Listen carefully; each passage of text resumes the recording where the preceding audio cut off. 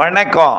செல்வகுமாரின் நீண்டகால வானிலை ஆய்வறிக்கை 2027 ஜனவரி முடிய எப்படி, அதாவது இருக்கக்கூடிய தென்மேற்கு பருவமழை காலமும் அதனைத் தொடர்ந்து வரக்கூடிய வடகிழக்கு பருவமழை காலமும் மழைப்பொழிவு எப்படி தரப்போகிறது என்பதன் ஆய்வறிக்கை. அதிகாரப்பூர்வ வானிலை அறிக்கைக்கு இந்திய வானிலை ஆராய்ச்சித்துறை அறிக்கையை பார்க்கவும். 2026 ஆகஸ்ட் 4 செவ்வாய்க்கிழமை அதிகாலை நிலவர ஆய்வறிக்கை. நல்லா புரிஞ்சுக்கிங்க. எல்னினோ, சூப்பர் எல்னினோ என்று சொல்லப்படுகிறது. ஆனால் இப்பொழுது வரைக்கும் அமெரிக்க பக்கம் வெப்பம் உயர்ந்திருப்பதாக சொல்லப்படுகிறது. ஆனால் ஒட்டுமொத்த பசிபிக் பெருங்கடல் தான் வெப்பம் உயர்ந்திருக்கு. அது எந்த வகையில் சேரும் என்பது சொல்ல முடியல. அமெரிக்க பக்கம் வெப்பம் உயர்ந்து ஆசிய பக்கம் வெப்பம் குறைந்தால்தான் அது எல்னினோ. அமெரிக்க பக்கம் மிக அதிகமாகி ஆசிய பக்கம் அறவே இல்லாமல் போனா சூப்பர் எல்னினோ. ஆனால் காட்டப்படும் வண்ணம் எல்லாமே இன்னும் உருவாகல. ஆசிய பக்கத்தான் அதிக வெப்பம் இருக்கு, அமெரிக்க பக்கம் குறைந்த அளவில் அதிக வெப்பம் இருக்கு, குறைந்த பரப்பில் அதிக வெப்பம் இருக்கு. தென் அமெரிக்காவோட வடக்கு பகுதி ஒட்டிய அதாவது நிலநடுக்கோட்டை ஒட்டிய பகுதி குறைந்த பரப்பில் அதிக வெப்பம் இருக்கு, 31 டிகிரி உண்மைதான். ஆனால் 32 டிகிரி வரைக்கும் இருக்கு தைவானை ஒட்டிய பகுதி.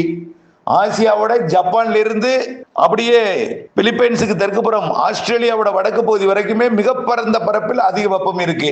30 டிகிரிக்கு மேல் 31 டிகிரிக்கு அதிக 31 டிகிரியில் அதிக பரப்பிலும் ஓரிடத்துல 32 டிகிரி இருக்கு. இது ஆசிய பக்கத்தின் வெப்பநிலை அதிகமாக இருக்கு. இதை போய் நம்முடைய ஃபார்முலா படி இது எல்னினோ என்பது கருத்தில் கொள்வதே இல்லை. சூப்பர் எல்னினோ என்றால் உருவானாலும் இன்னும் முழுமையாக அந்த வெப்ப கடத்தல் இடம்பெயர்தல் இன்னும் அடையவில்லை. ஆசிய பக்கம் இருந்து கொண்டுதான் இருக்கு. இதோட சாட்சி தான் தற்பொழுது ஆசியாவை நோக்கி, சீனாவை நோக்கி, தாய்வானை நோக்கி, பிறகு ஜப்பான் மற்றும் தென்கொரியாவை நோக்கி பயணிக்கக்கூடிய டால்பின் புயல், சூப்பர் புயல், 250 கிலோமீட்டருக்கு மேல் வேகம் எடுத்துக்கூடிய டால்பின் புயல் ஆசிய பக்கம் வருதுன்னா அந்த 32 டிகிரி இருக்கக்கூடிய இடத்தை நோக்கி வருகிறது. பிறகு தென்கொரியா நோக்கியும் ஜப்பான் நோக்கியும் பயணிக்க இருக்கிறது. அடுத்தடுத்த காற்று சுழற்சிகள் தென்சீன கடற்பகுதிக்கு வரப்போகிறது. அதற்கு பிறகு அது ஹாங்காங் உள்ளிட்ட பகுதியை நோக்கியும், பிறகு அப்படியே அது கடந்து சீனாவோட தெற்கு பகுதி வழியாக வியட்நாம், கம்போடியா, லாவோஸ் மற்றும் தாய்லாந்து, மியான்மர் வழியாக வடகிழக்கு மாநில பகுதிகளுக்கும், பிறகு வங்கக்கடலின் வடக்கு பகுதிக்கும், ஒடிசாவிற்கும், ஆந்திர பிரதேசத்திற்கும் படிப்படியாக ஆகஸ்ட், செப்டம்பர், அக்டோபரிலே வர இருக்கிறது.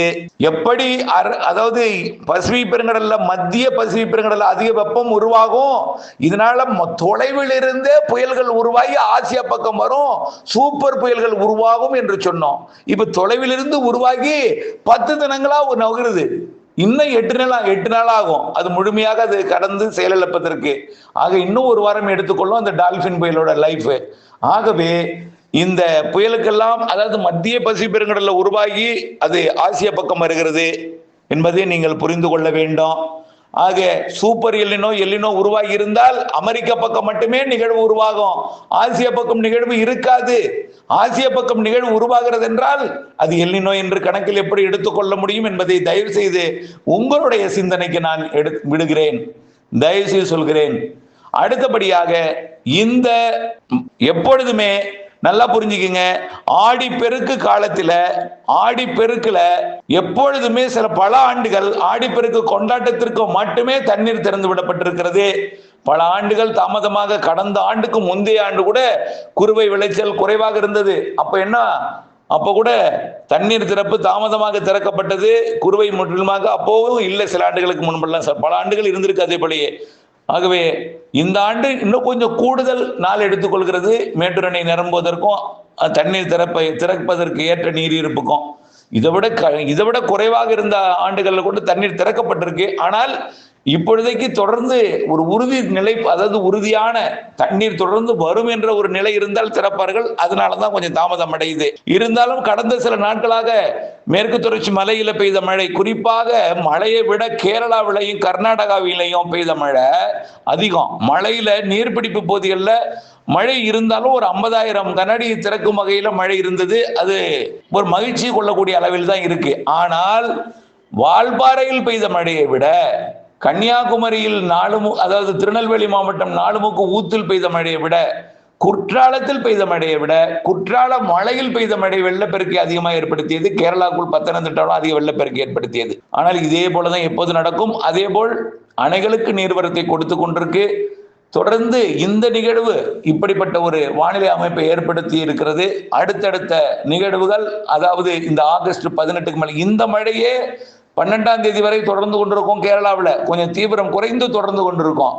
அணைகள் நீர்வரத்து பெற்றுக்கொண்டுதான் இருக்கும். கேரளா மற்றும் மேற்கு தொடர்ச்சி மலையில் அணை இருந்து தண்ணி இருந்து கொண்டிருக்கும், அதாவது மழை இருந்து கொண்டிருக்கும். தமிழ்நாட்டிலும் காற்று சுழற்சி மிக மெல்ல 8ஆம் தேதி வரை வடக்கு நோக்கி நகரும் என்பதனால தமிழ்நாட்டில் வெப்பசலன காற்று சுழற்சி மழை இன்றைக்கு நேற்றை விட பரப்பில் கூடியிருக்கும். டெல்டாவில் நேற்றைக்கு 7 சென்டிமீட்டர் வரைக்கும் குடவாசல்ல கொடுத்திருக்கு. மன்னார்குடியில் இல்லாவிட்டாலும் அந்த பகுதியில் இன்றைக்கு கொடுக்க இருக்கிறது. பசிபிக் பெருங்கடல் எந்த அளவுக்கு வெப்பம் இருக்கிறதோ அதே அளவுக்கு வெப்பம் இந்திய பெருங்கடலின் வடக்கு பகுதியில் இருக்கு, நிலநடுக்கோட்டில் இருக்கு, தெற்கு இந்திய பெருங்கடல்ல இருக்கு. ஆகவே ஆசிய பக்கம் வெப்பம் எவ்வளவு பசிபிக் பெருங்கடல் உயர்ந்திருக்கோ அதே அளவுக்கு வெப்பம் இங்கேயும் இருக்கிறது. பசிபிக் பெருங்கடல் அப்படியே அது, அதாவது எல்னினோவாகவும் சூப்பர் எல்னினோவாகவும் மாறினாலும் தென்சீன கடல் மற்றும் தாய்லாந்து வளைகுடா வெப்பம், பசிபிக் பெருங்கடல் வெப்பம் இந்திய பெருங்கடலுக்கு கடத்தப்படுகிறது. சுமத்ரா தீவு வழியாகவும் மற்றும் மலேசியா அந்த இந்தோனேஷியா இடைப்பட்ட அந்த ஜலசந்தி வழியாகவும், அதே போல தெற்கு இந்திய பெருங்கடல் வெப்பத்தையும் வடக்கு இந்திய பெருங்கடலாம் வங்கக்கடலுக்கும் அரபிக்கடலுக்கும் குறிப்பாக நிலநடுக்கோட்டு இந்திய பெருங்கடலுக்கும் இலங்கை ஒட்டிய கடற்பகுதிக்கும் வெப்பம் கடத்தப்படுகிறது. வெப்பம் உயர்ந்து கொண்டிருக்கிறது. கண்டிப்பாக அதாவது வரக்கூடிய செப்டம்பர் அக்டோபர் மாதம் வரைக்கும் கண்டிப்பா ஆசியா பக்கம் வலுவான வெப்பம் இருக்கும், தென்சீன கடற்பகுதி வெப்பம் இருக்கும். இதனால் அங்கிருந்து உருவாக்கக்கூடிய நிகழ்வு வங்கக்கடலுக்கு வரும். முதலிலே இப்பொழுது இருக்கக்கூடிய நிகழ்வு, இப்பொழுது வங்கக்கடல் இருக்கக்கூடிய நிகழ்வு மெல்ல ஒடிசா பக்கம் போய் தீவிரமடைந்து உள்ளே போய் வட இந்தியாவிற்கு பாதிக்கும் மழைப்பொழிவை கொடுக்கும். அடுத்த நிகழ்வு ஆந்திர பிரதேசத்தின் ஒடிசாவின் வடக்கு பகுதிக்கும், அதற்கு அடுத்த நிகழ்வு ஒடிசாவின் மத்திய பகுதிக்கும், அடுத்த நிகழ்வு ஒடிசாவின் தெற்கு பகுதிக்கும், அதற்கு அடுத்த நிகழ்வு ஒடிசா ஆந்திர எல்லையோரத்திற்கும், பிறகு வடக்கு ஆந்திர பிரதேசம், பிறகு மத்திய ஆந்திர பிரதேசம், அக்டோபரில் தெற்கு ஆந்திர பிரதேசத்திற்கும் நிகழ்வு வரும். கொஞ்சம் கொஞ்சமாக நிகழ்வு தெற்கு ஆந்திர பிரதேசத்தை நோக்கி வரும் என்பதனால படிப்படியாக அடுத்த நிகழ்வுகள் கண்டிப்பா தென்மேற்கு பருவமழையை கூடுதலாக கொடுக்கும்.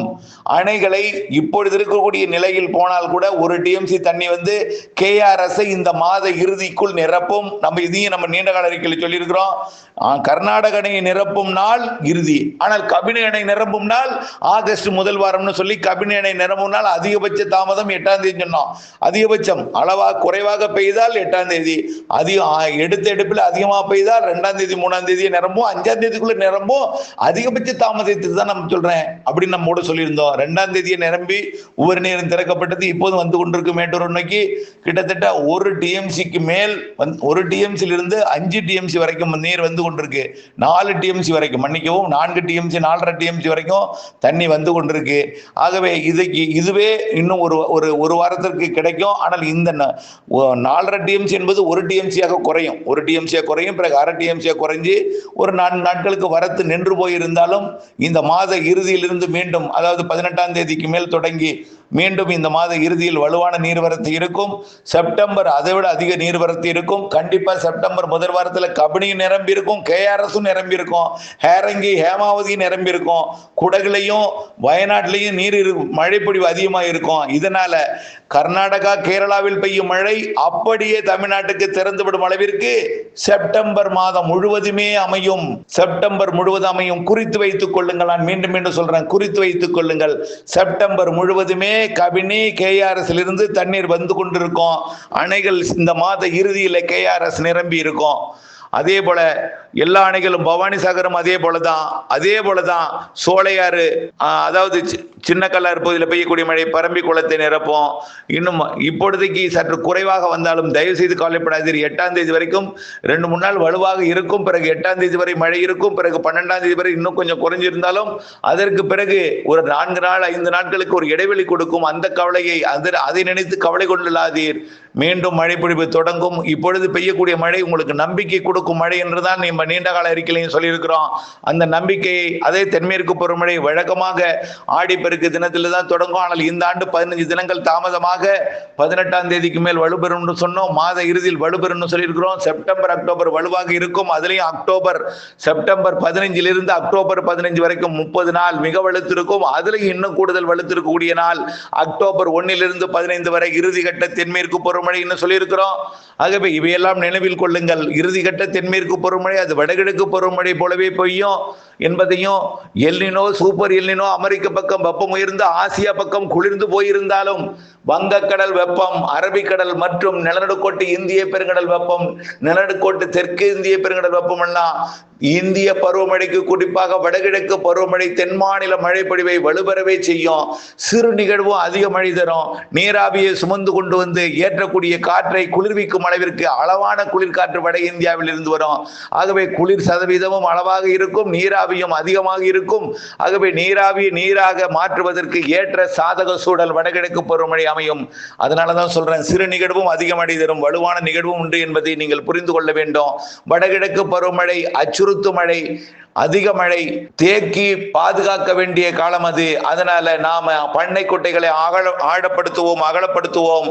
அதே போல பண்ணைக்குட்டை அகலப்படுத்துவோம், ஆழப்படுத்துவோம், கரைகளை பலப்படுத்துவோம், புதிய பண்ணை குட்டைகளும் அமைப்போம், மழைநீரை சேகரிப்போம். வரக்கூடிய 2027 கோடை கொஞ்சம் வெப்பம் கூடுதலாக இருக்கும்னு சொல்லிட்டு இருக்கோம். அதை சமாளிப்பதற்கு வடகிழக்கு பருவமழை தென்மேற்கு பருவமழை இறுதிக்கட்ட வலுவான மழையும் ஒட்டுமொத்த வடகிழக்கு பருவமழை காலத்தில் இடைவெளி குறைந்த அதிக மழைப்பொழிவு நாட்கள் இருக்கும் என்பதையும் தெரியப்படுத்தி இணைந்தே இருந்து வானிலை அப்டேட்ஸ் அறிந்து, பொதுவாக இந்த ஆண்டு அறுவடை நேரத்தில் பாதிக்கும் மழை இருக்குங்க. குறுவை அறுவடை நேரத்தில் செப்டம்பர் அக்டோபர்ல பாதிக்கும் மழை இருக்கு, அச்சுறுத்தல் மழை இருக்கு. இடைவெளி ரொம்ப குறைவான நாள் தான் இருக்கும். அக்டோபர்ல இருந்து அதிகமான மழை இருக்கு. அக்டோபர் 18 வடகிழக்கு பருவமழையாக மாறும் பொழுது அதிகமா இருக்கும் அப்படிங்கிறதையும் திரும்ப திரும்ப சொல்றோம். பெரும்பாலும் மழை எல்லாமே சேர்த்து பெய்யும். குறைந்த நேரத்தில் அதிக மழை தரும், குறைந்த பரப்பில் அதிக மழை தரும். அதாவது சேர்த்து பெய்யும். ஆகவே நாம் நினைக்கும் பொழுது பெய்யாது, ஒட்டுமொத்தமாக பெய்யும் மழைப்பிடிப்பை நாம் சேமித்து திட்டமிட்டு பயன்படுத்துவதற்கு மழைநீரை சேகரித்து கவலை இல்லாமல் விவசாயம் செய்ய அன்போடு கேட்டுக்கொள்கிறேன். நன்றி.